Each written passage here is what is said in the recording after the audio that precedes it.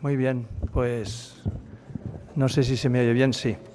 Vamos a iniciar ya esta sesión de clausura. Esperamos a que venga la rectora a clausurar y en la ponencia de clausura tenemos a Maite Pagazartundúa, que como, en fin, presentarla es un poco de más porque todo el mundo la conocemos, es una persona muy activa y muy querida en España. Yo la conocí hace tiempo en el Congreso de Víctimas del Terrorismo en Valencia, una persona encantadora. Lo que yo más diría de ella, o lo mejor, es que es absolutamente encantadora, muy amable. Nos hizo el congreso amabilísimo para nosotros. En un momento determinado me dijo, mira, digo, ¿quieres algo? Dice, no, quiero pasear tranquilamente por Valencia. Y todo el mundo la saludaba, una persona queridísima y que ha sufrido mucho, y todos estamos encantados con tenerte aquí y recibirte. Bien, Maite es una política activista y escritora española. En la actualidad es diputada al Parlamento Europeo por el Grupo Ciudadanos, en el Grupo Renew. Es vicepresidenta de la Comisión de Libertades Civiles, Justicia y Asuntos de Interior y miembro de la Comisión de Asuntos Constitucionales y de la Comisión Especial de Injerencias Extranjeras en todos los procesos democráticos de la Unión Europea, en particular la desinformación.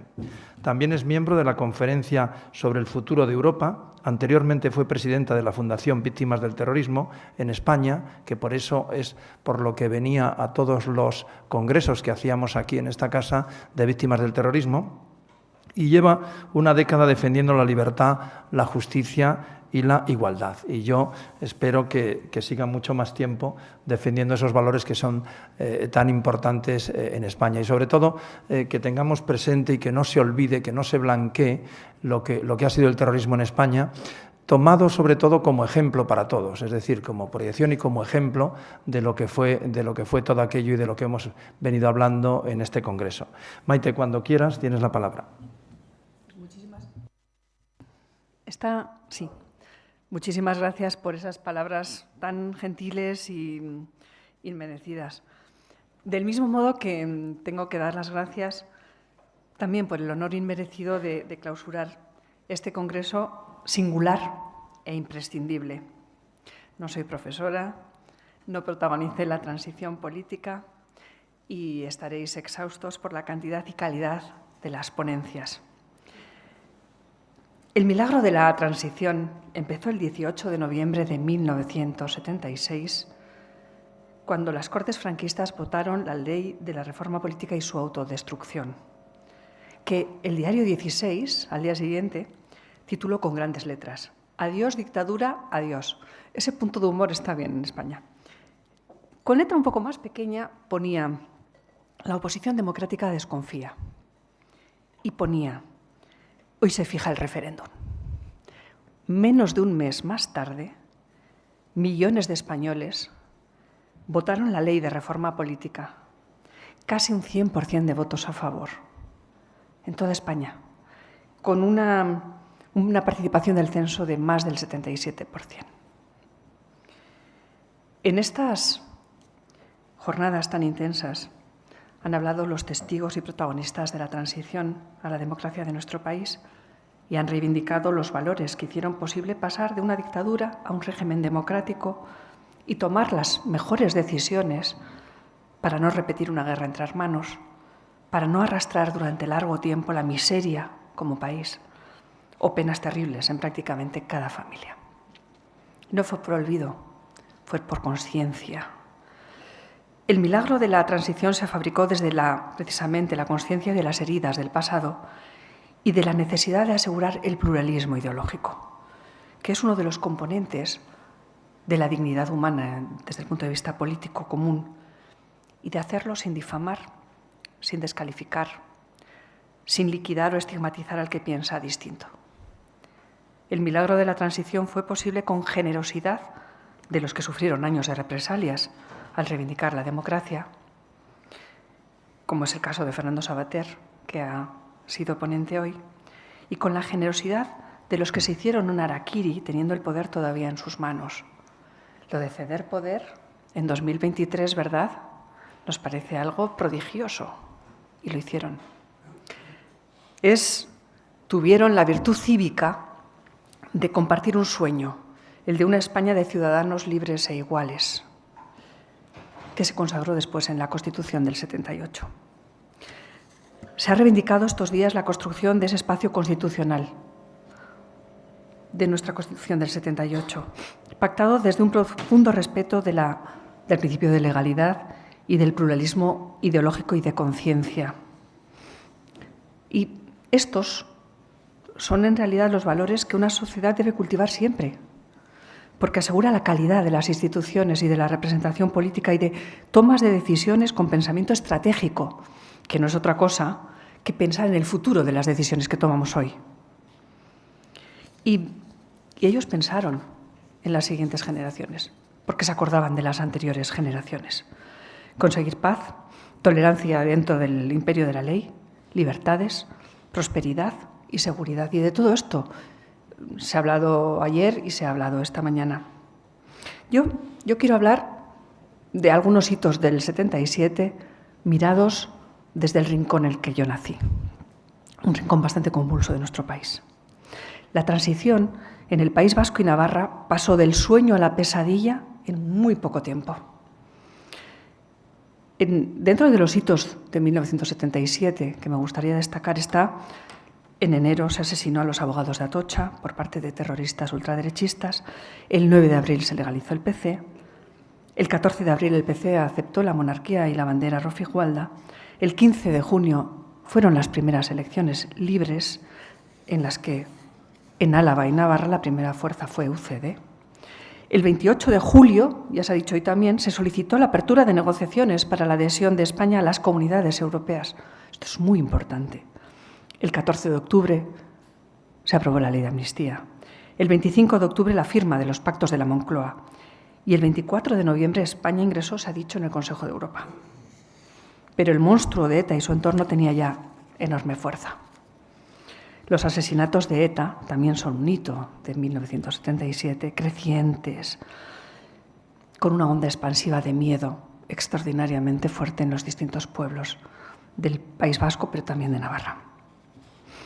Y, efectivamente, fanáticos de distinto tipo, se ha dicho hoy, pretendieron reventar la joven democracia española.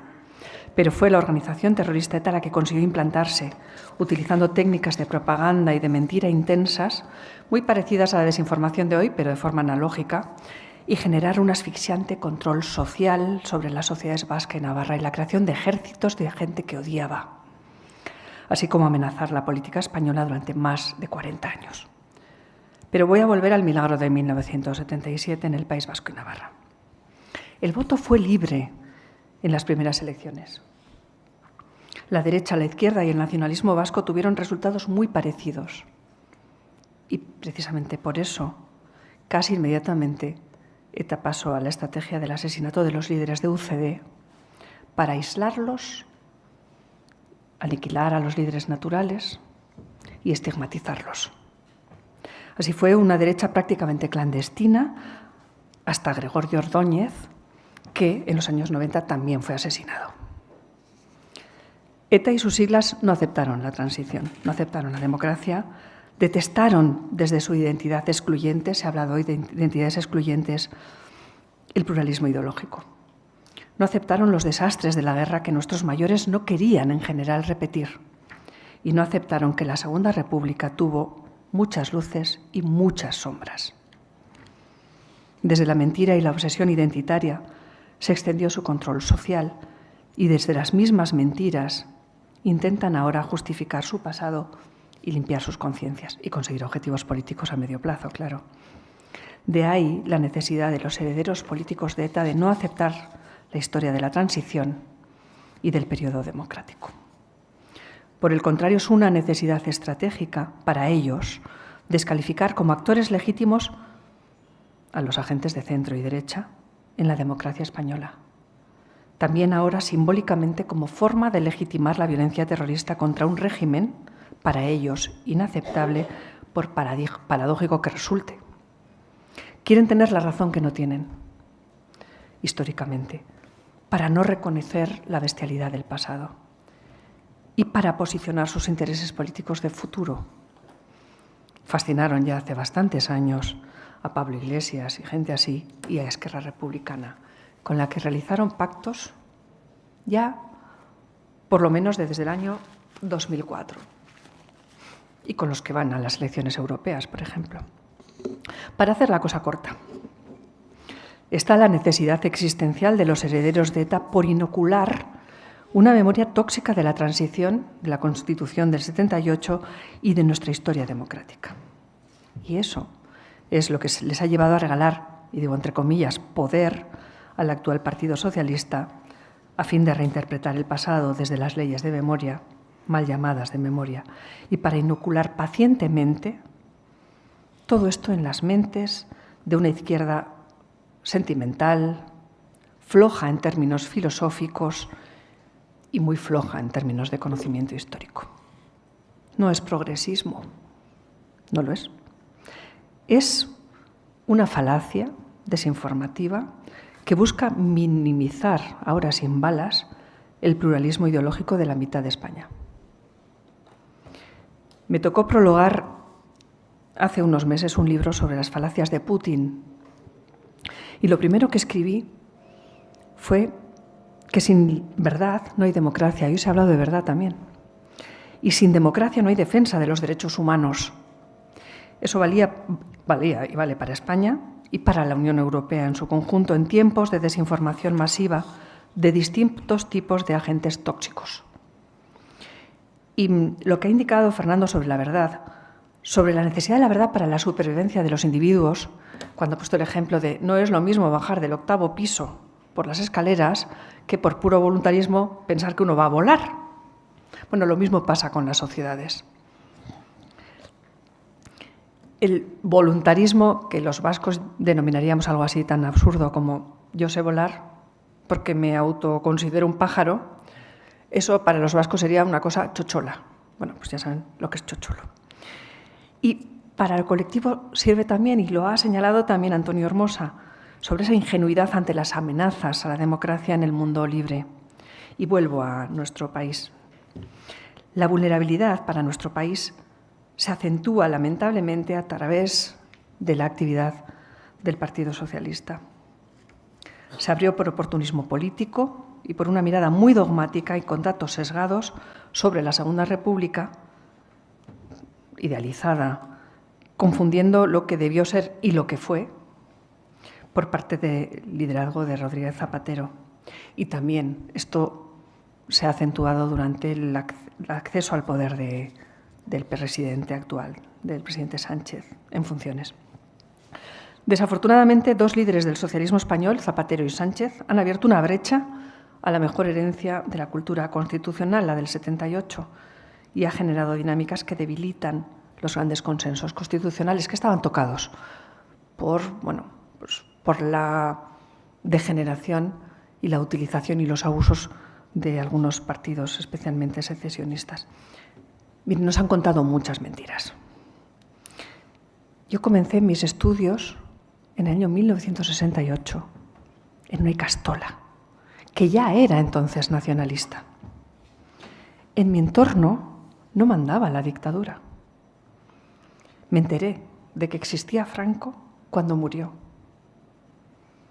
Y mi memoria primera de la infancia y de la juventud empieza en el final de los años 70, en un sitio donde no existía el franquismo para nada, un lugar convulso, Hernani, en Guipúzcoa. Les hablo casi 50 años después de respirar y de recordar lo poco que duró la libertad pública en las calles donde yo crecí. Les hablo desde la memoria compartida con Fernando, con Gorka y con algunos de los presentes sobre los años 90 en que nos organizamos para exigir públicamente libertad ideológica en las calles y periódicos del País Vasco bajo coacción y amenazas de muerte. Y quiero compartir con ustedes el destilado de lo que he visto también después de seguir trabajando contra la mutilación de derechos civiles, especialmente en Cataluña y en otros lugares de nuestro país, con la imposición de un modelo lingüístico que excluye la lengua común como lengua vehicular, por la obsesión identitaria y de poder político absolutista de tantos secesionistas. Hombre, hablar de los abusos de los nacionalismos periféricos, no terroristas, del sistema constitucional desde 1978 hasta llegar a los graves delitos contra el Estado de Derecho y la integridad territorial de 2017 en Cataluña, nos llevaría a una conferencia muy larga. Pero quiero volver a la transición. Teniendo en cuenta todo eso, quiero volver a esos políticos que desde la memoria del horror, con desconfianzas mutuas, fueron capaces del compromiso pensando en las siguientes generaciones.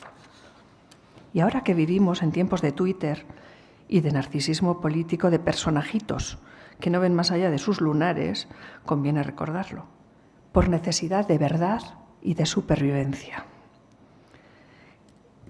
No podemos bajar los brazos ante el conspiracionismo como modelo conceptual, ante la estulticia.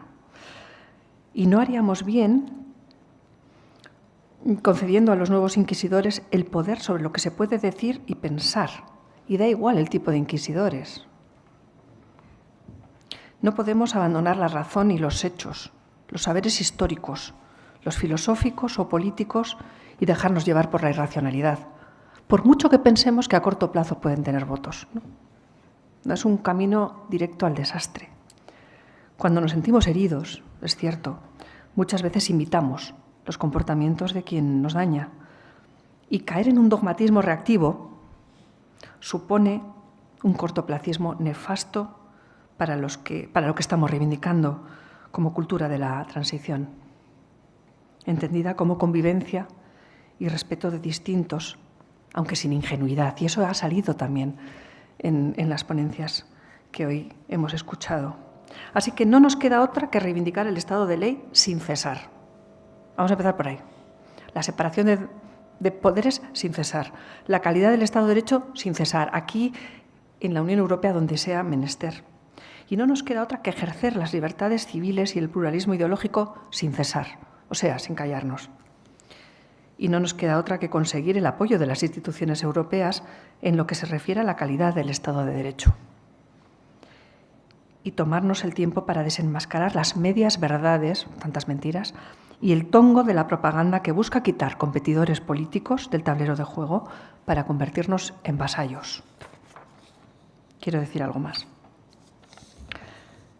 En realidad, ejercer nuestra libertad y nuestra ciudadanía conscientemente y sin callarnos por llevarnos bien es buenísimo para todos, también para los nuevos inquisidores y aprendices de tiranos, porque de esa manera no alimentamos su parte más obsesiva e irracional.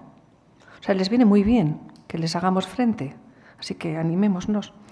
O sea, no desincentivamos el chantaje si no nos callamos.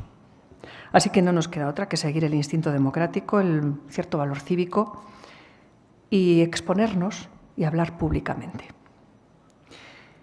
Yo quiero recordar que estos días he estado leyendo a Félix Ovejero, que siempre es muy inspirador, que hablaba del compromiso con la verdad, justamente.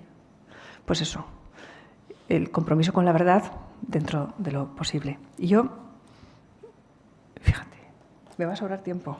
Es de no creer. Es que en el Parlamento solo nos dejan hablar 1 minuto. Ya me parece que llevo. Quiero terminar con un recuerdo muy querido. Yo recuerdo la felicidad y la ilusión de mi padre como presidente de una mesa electoral, feliz de ser presidente de una mesa electoral en las primeras elecciones libres. Como era un hombre que sabía dibujar muy bien y que era muy perfeccionista, como en todo lo que había aprendido como mecánico, y vino con una cartulina que conservamos durante un montón de años, decenas de años, qué pena, que creo que la tiramos en algún traslado de casa, de colorines, con lo que había votado todo el mundo. Bueno, era algo precioso y venía orgullosísimo, contentísimo. Y recuerdo a mi madre, que tenía más de 40 años y recordaba durante décadas también la felicidad de haber votado por primera vez en unas elecciones democráticas con más de 40 años. Y eso fue en Hernani, donde mandan desde hace tantas décadas los herederos de ETA, durante muchas décadas los colaboradores de ETA directamente. En esa Hernani que se convertiría en un infierno, había mucha gente como mis padres. Y en España eran millones los que eran como mis padres. Y entre todos, y esto también es muy de Félix, se produjo ese milagro. Y a nuestros padres y abuelos les debemos que no podemos minimizar la toxicidad del ambiente sino con inteligencia y compromiso, con trabajo y sin imposturas y con mucha humildad. Así que eso por una parte. Y Pedro Rivas, hace muy poco en la presentación de un libro sobre la desinformación precisamente de Putin, decía, hombre, que ante las amenazas a las libertades, la sola defensa, cuando el ataque es fuerte, lleva a la derrota. Por tanto, algo más que la defensa, una defensa mucho más activa. Y para eso yo terminaría con una frase en latín, no me sé muchas, pero esta sí, sursum corda. Así que gracias de todo corazón y bien, pasamos a la clausura oficial de este extraordinario congreso. Muchas gracias.